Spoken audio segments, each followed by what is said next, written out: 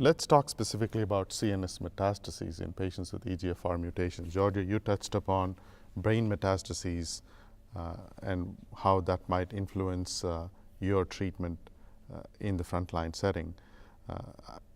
Are there any specific comments you want to share with our audience about the prevalence of the problem and how specifically one should look for it and what they should do when they find it? When we started treating patients with the EGFR sensitizing mutation, obviously for many of us was really a turning point, because we saw for the first time in the field of thoracic oncology something melting away in a few weeks. And that was not usual. It was usual only for small cell lung cancer in the 80s, but we are still struggling how to cure small cell lung cancer. We became progressively familiar that one of the most common sites of relapse was CNS metastases. And as I said before, we have 20% of our patients that are EGFR mutated that are showing up clinically with brain metastases, but the most important point is that a considerable number of patients are relapsing to the brain.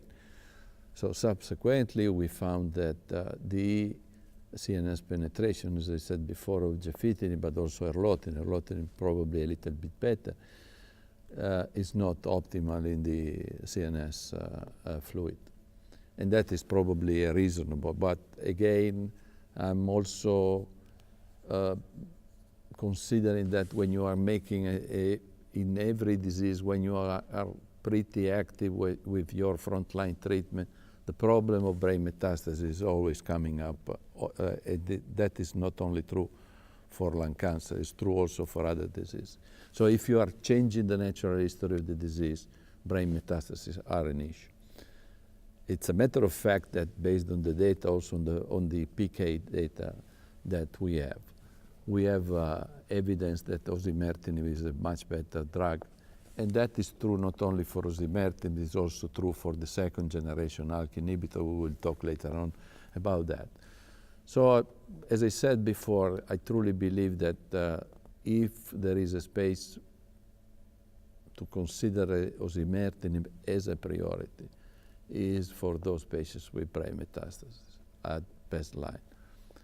And again, following along the line that Benjamin said before, if we stay with the first or second generation EGFR TKI, we need to follow carefully the patients and to check regularly for brain metastases, those patients, and consequently to switch to second line osimertinib.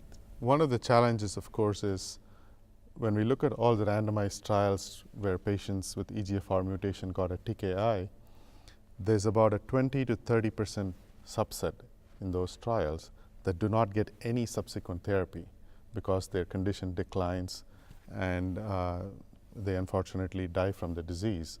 So for a lot of our patients, we have to decide what's the most active agent that we can give if they only had one shot or one opportunity to get a TKI.